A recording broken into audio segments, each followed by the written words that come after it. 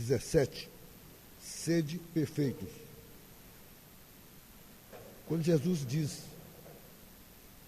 lá no Evangelho, que sedes perfeito como o vosso Pai Celestial é perfeito, ele está sendo imperativo para nós que nós devemos realmente estarmos buscando a perfeição.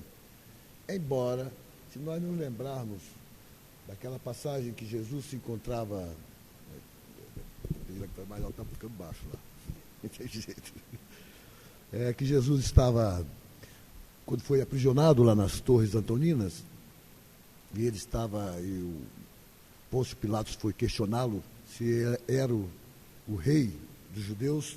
Ele respondeu muito calmamente que tu o diz, mas meu reino ainda não é deste mundo. Isso significa que, por enquanto, a terra ainda não é o reino do Cristo. E não é o reino do Cristo, muito bem, é facilmente ser explicado. É só nós abrirmos aí a mídia, tanto a televisiva, quanto a escrita, quanto a radiofônica, nós vamos ver as notícias que nos trazem. Há poucos dias, um massacre lá numa penitenciária no Ceará. Depois, no outro dia, um massacre, uma dúzia de pessoas num baile, num forró.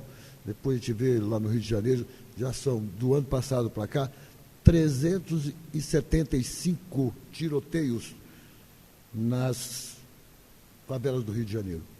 Portanto, nós vamos vendo que realmente estamos vivendo num mundo, num momento conturbado. A gente sabe que isso também iria acontecer, porque estamos passando por um momento de regeneração do planeta, no qual aquelas criaturas que ainda estão arraigadas no mal não permanecerão mais por aqui. E o que está acontecendo mais interessante ainda é porque houve realmente uma abertura para que esse pessoal que vive lá nas trevas, eles tivessem maiores oportunidades de estar mais aflorado aqui no planeta Terra. Portanto, a influência deles sobre nós é muito maior, principalmente para nós que não temos o cuidado de tomarmos sobre os nossos pensamentos, sobre as nossas condutas, sobre a forma de nós estamos dirigindo a nossa existência nesse momento no planeta Terra. Portanto, nós receberemos as influências de acordo com aquilo que nós fazemos. Os amigos que teremos serão aqueles que coadunam com a nossa forma de pensar, com a nossa forma de agir. E aí nós estamos vivendo realmente um momento conturbado para o planeta, mas é um momento em que é um momento de grande expiação para o planeta, e é óbvio que no Livro dos Espíritos tem a lei da destruição, e na verdade a lei da destruição é na verdade uma lei de construção, porque tudo que se destrói se reconstrói, e a probabilidade é que façamos uma reconstrução numa condição melhorada para o planeta Terra, já que nós vamos sermos promovidos para um planeta de regeneração, mas isso não ocorrerá instantaneamente, não vamos esperar por isso aí que, assim que as coisas às vezes poderão vir a ficar piores, mas não ocorrerá imediatamente nós passarmos para um planeta de regeneração. Um planeta de regeneração, o bem prepondera sobre o mal. No planeta de expiação que nós estamos vivendo, o mal prepondera sobre o bem. Por isso nós vamos ter ainda muito o que lutarmos para haver uma melhora realmente, para que esse planeta se torne um planeta em que aí será o reino do Cristo, onde o bem prepondera, onde a maldade já praticamente deixará de existir. As dores já não existirão tanto, mas ainda existirão, porque não somos ainda um planeta que vai cair da regeneração e passar logo para um planeta sublimado, não. Um planeta onde os espíritos são espíritos em condições muito melhores do que a nossa. São, na verdade, esses espíritos que tomam para si a responsabilidade de nos auxiliar na condução de nossa existência nesse momento do planeta Terra. Dependerá do que nós queremos ouvir. Ou se nós quisermos ouvir as boas intuições, receberemos as boas intuições. Mas se nós não estivermos preparados para recebê-las, vamos acabar recebendo as más. E aí, a nossa perfeição cada vez mais distante. Existe uma condição que eles chamam de paradigmas, que é um conjunto de regras e regulamentos. para nós fica mais fácil nós entendermos como padrão. E nós chamamos muitas vezes, o indivíduo ele tem um padrão ético muito bom. Então, ele tem um paradigma ético bom. Agora, esse problema do paradigma é que é um grande problema para nós, porque nas nossas encarnações pretéritas, nós criamos paradigmas para nós e que, infelizmente, nós retornamos em novas encarnações e continuamos com esses mesmos paradigmas. E não conseguimos modificá-los, criar outros padrões para nós. Então, nós continuamos errando continuamente. Isso é ruim porque está no nosso subconsciente e sem que, às vezes, nem nós queiramos, ele é despertado e traz para nós a forma de nós agirmos, que muitas vezes agimos, que nós sabemos que estamos agindo incorretamente, não está de acordo com as leis naturais, as leis de Deus, mas ainda, quando fomos chamados a atenção, olha que foi isso lá na época de Sócrates, fomos chamados a atenção sobre conheça-te a ti mesmo.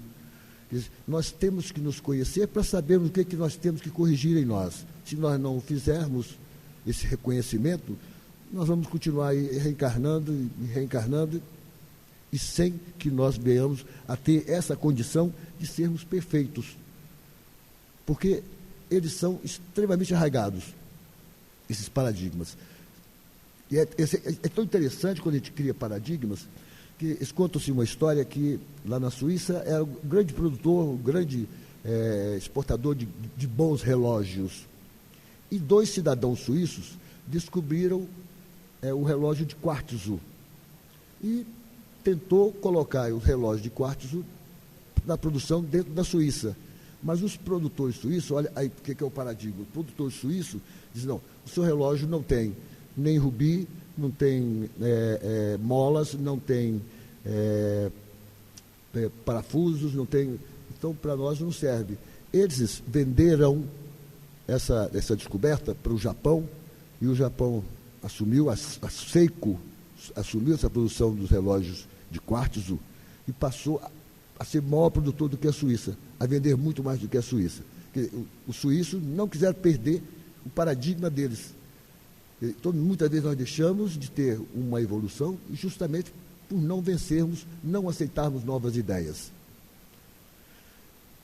Eu me lembro bem que quando nós iniciamos nossas atividades aqui nessa casa, e tínhamos um grupo mediúnico, eles tinham uma coisa de fazer o seguinte, olha, só o fulano de tal é que pode sentar nessa cadeira. Eu perguntava, mas por que só ele que pode sentar nessa cadeira? Só o médium tal que pode sentar? Não, é porque essa cadeira está impregnada com o magnetismo dele. Mas ele não vem todo dia no centro, no outro dia vem outros médiums que vai sentar na cadeira dele, então como é que vai estar impregnado só com o magnetismo dele? E se nós nos lembrarmos que Jesus não tinha mesa nem lugares, era em qualquer lugar, ele atendia mediunicamente aqueles necessitados. Então, Jesus estava errado. Então, veja bem, são paradigmas que são criados e nós não conseguimos quebrá-los. E isso é péssimo para nós. Então, isso que está arraigado no nosso consciente, conhecendo a nós mesmos, é que nós vamos lutar para vencê-los. Caso contrário, nós vamos continuar aí engatinhando no processo de nossa evolução.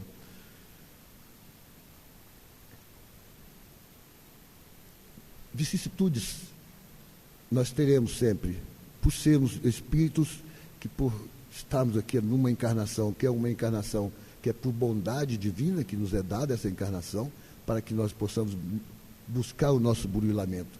Então nós vamos ter turbulências em nossas vidas, dores em nossas vidas, dificuldades em nossas vidas.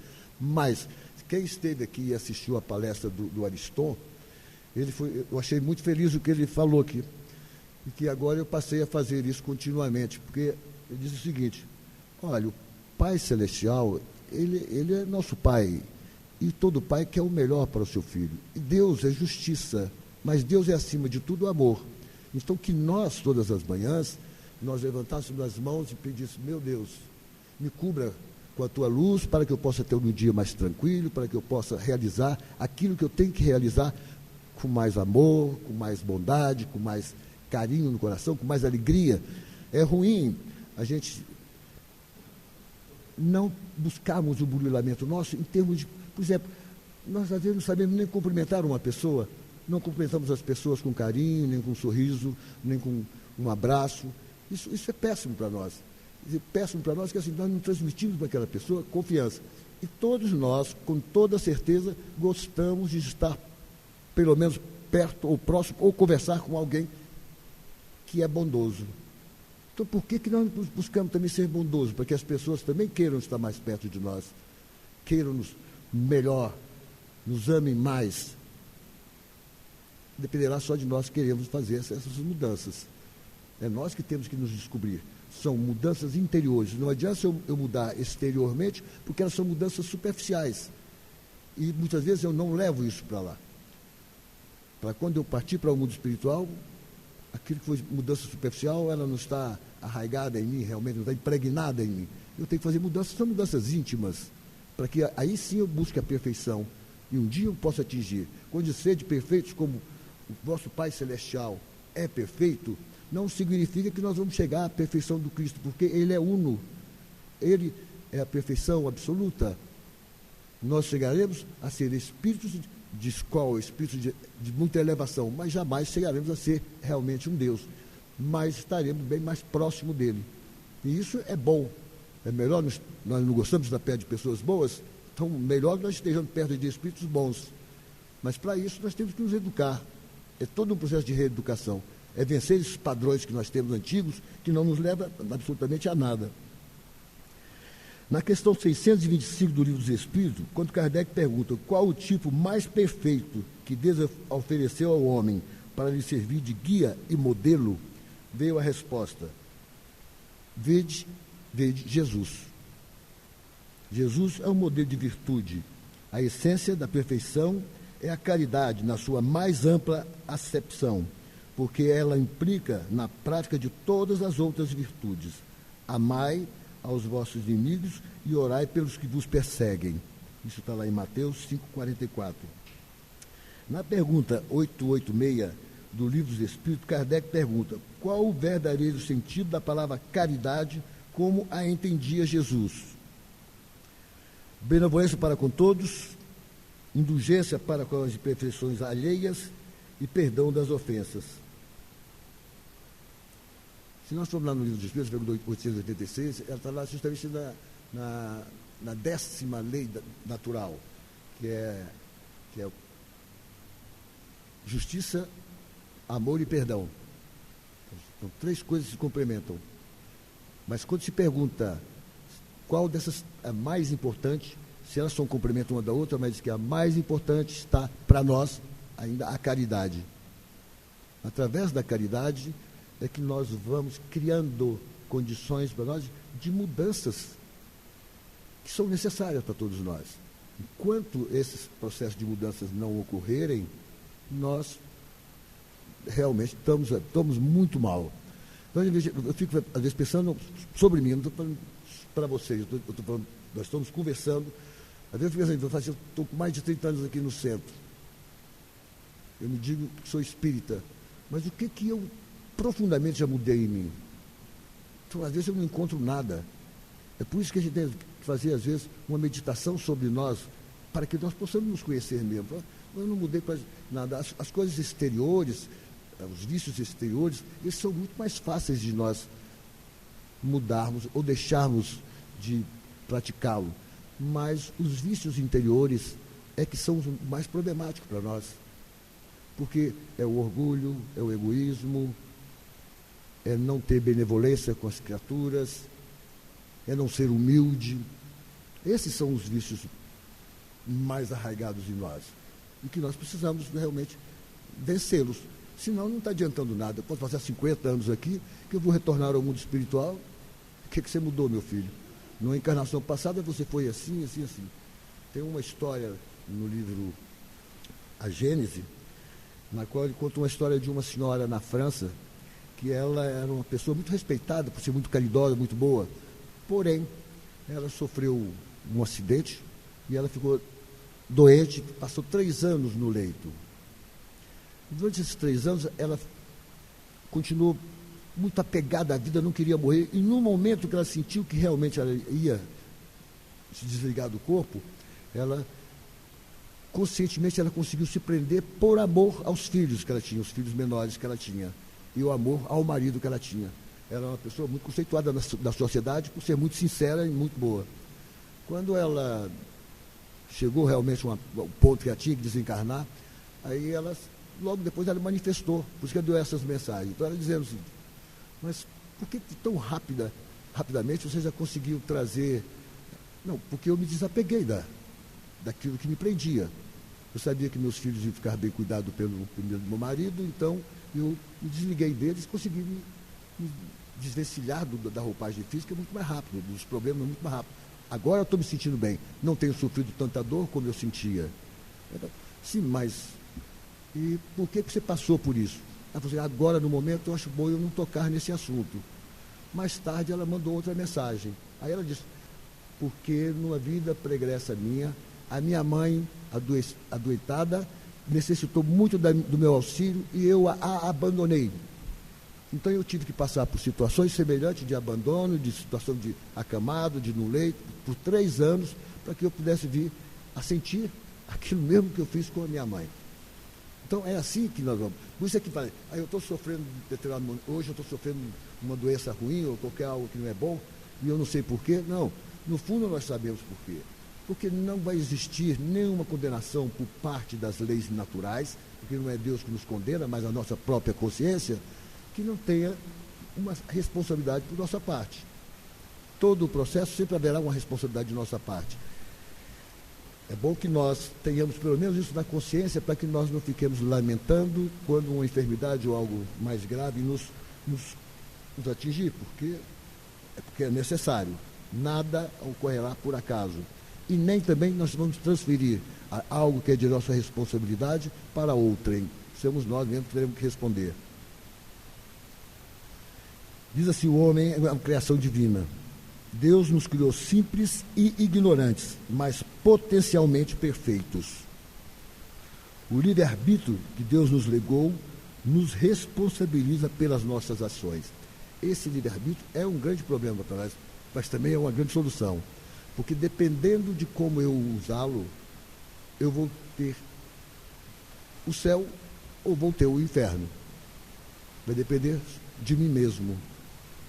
O livre-arbítrio, quando nós recebemos, nós já sabemos discernir entre o certo e o errado. Então, se eu optar pelo errado, eu responderei. Então, o livre-arbítrio, aquilo que nós produzimos, nós somos geradores, mas também somos receptores daquilo que nós produzimos. Então, tudo aquilo que nós emitimos em termos de pensamento, de sentimentos, que é outra coisa que nós temos que estar muito preocupados conosco, é apurarmos os nossos sentimentos. Enquanto nós não fizermos também essa apuração do sentimento, o amar para nós é algo ainda muito distante. Então nós temos que estar utilizando o livre-arbítrio, mas buscando nos conhecermos e alimentarmos da melhor forma possível os nossos sentimentos melhores. Não adianta eu vir lá com um sentimento de raiva, de ódio, de rancor, que isso só vai me levar para o abismo que somos nós mesmos que criamos. A cada encarnação atualizamos a potência de perfeição que existe em cada um de nós. Um dia, todos nós seremos anjos. O espírito do homem foi criado à imagem e semelhança de Deus. A sede insaciável de perfeição que o espírito experimenta constitui a prova de sua origem divina.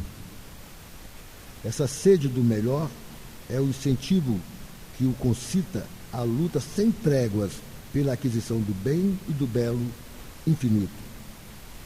O espírito, em sua íntima natureza, é incompatível com o mal. Então, se fazemos o mal, somos nós que estamos buscando justamente fazê-lo. Eu gostaria que, antes para nós terminarmos, nós vemos a situação que nós estamos vivendo.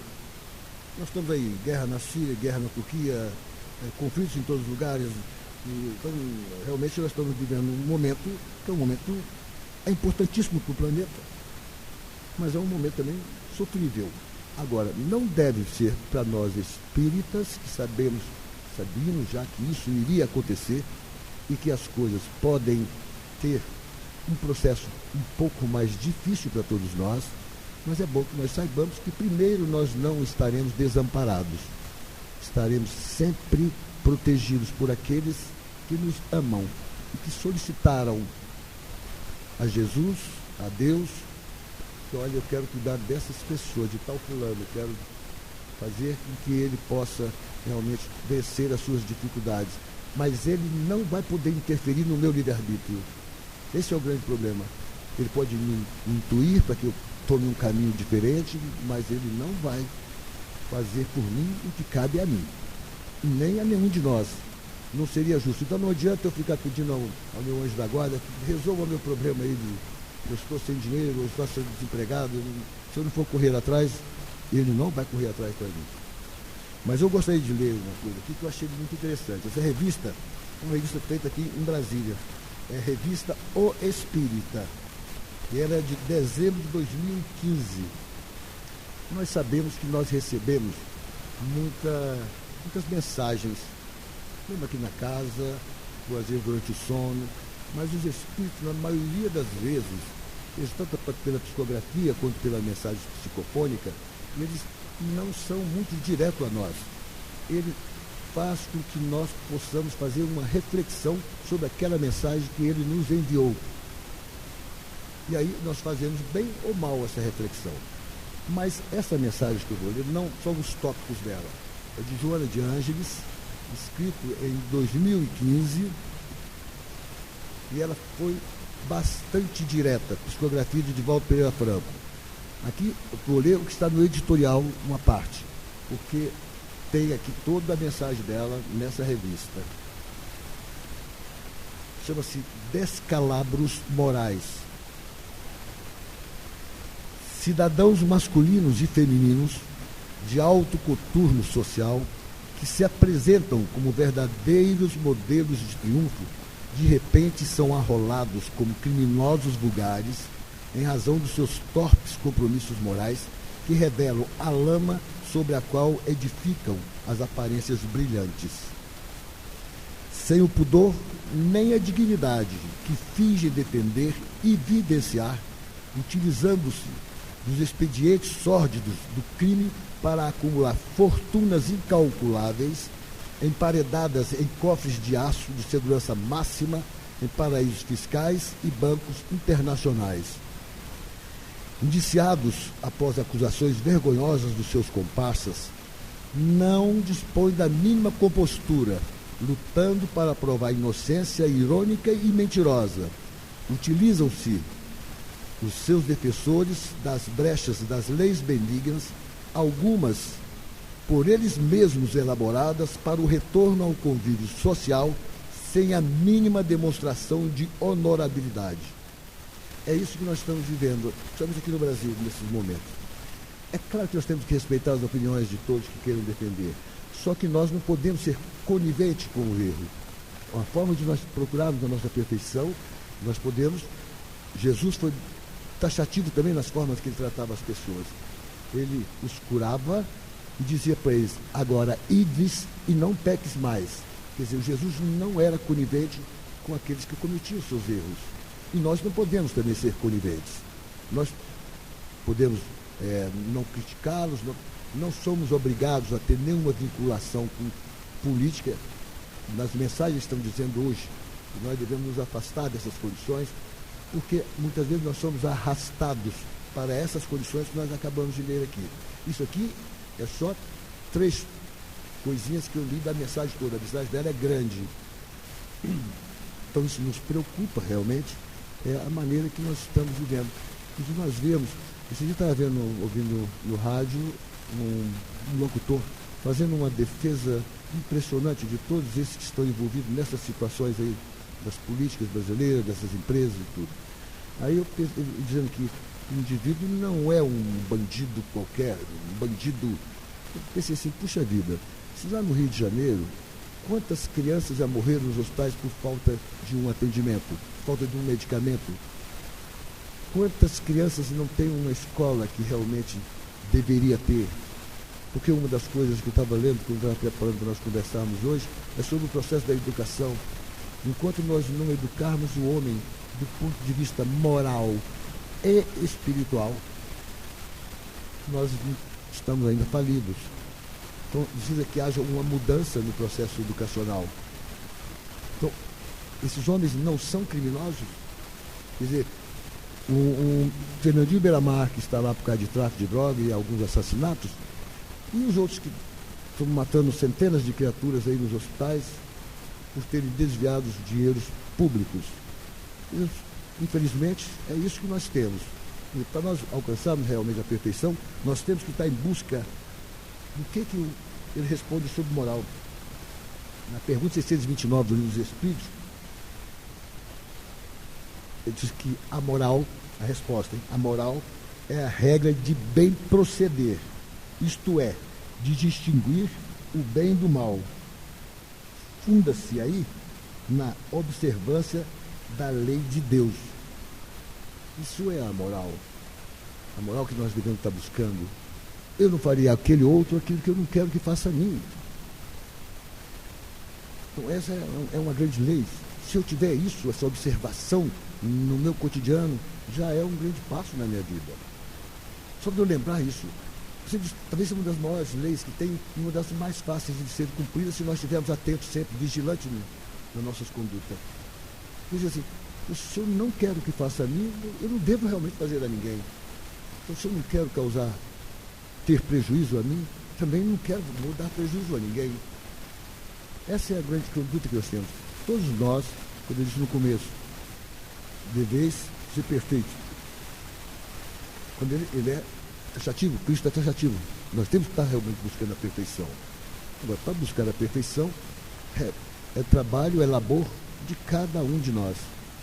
Não será um labor do meu anjo da guarda, não será de espíritos amigos, não será... O meu anjo da guarda tem me ajudado muito, mas eu acredito que eu tenho dado muito mais oportunidade àqueles que não têm me ajudado e têm me afundado do que aos meus anjos da guarda, aos espíritos amigos que querem nos auxiliar. Nós temos que estar realmente vigilantes. Por isso a vigilância tem que ser 24 horas por dia. Não vou fazer uma vigilância, um minuto aqui, daqui eu saio daqui. Diz que aqui quando a gente está dentro do centro, a gente é algo, a gente tem um comportamento, tem um pensamento, nós estamos dentro de um templo, aí independe de que templo é. Mas quando estamos na casa espírita, o nosso pensamento, a nossa forma de vibrar é uma. Depois, quando nós saímos, voltamos a mesmas. Eu me lembro que eu falava sempre que tratar, hoje em dia quase não tem mais isso, mas quando eu iniciei nos meus estudos, lá no segundo, terceiro ano de medicina, a escola mandava a gente fazer exame de fezes e dar os medicamentos para as crianças nas periferias, né? Isso foi bom, né? É importante que façam isso mesmo. E a gente fazia. Mas não adianta eu fazer, dar o remédio e não orientar que essas crianças não podem mais andar descalças, não podem comer com as mãos sujas, não podem... Tem que ter mais cuidado com a limpeza, porque senão elas vão se infestar de novo com a mesma verminose. Então, quer dizer, a escola faz as coisas superficiais, o trabalho que é feito é muito superficial. Nós temos que ser mais aprofundados. Por isso que a educação é importante. Nós deveríamos levar, além do medicamento, levar alguém que orientasse, olha, tem que dar banho, tem que lavar as mãos para alimentar, tem que andar calçado. Caso contrário, não adianta. Nós é assim mesmo, também para nós também é assim. Tem que estarmos vigilantes, porque senão nós vamos sair daqui estamos fazendo o mesmo erro. Mas a gente espera que nós consigamos vencer a nós mesmos, as nossas dificuldades, e que nós sejamos, não sei, daqui 200, 300, 400 anos, talvez sejamos espíritos em condições melhores do que estamos agora. Essa é a finalidade da doutrina espírita. O roteiro nós temos na mão. E o objetivo também. O roteiro é o Evangelho do Cristo. E o objetivo é nos melhorarmos. Que a paz se mantenha com todos.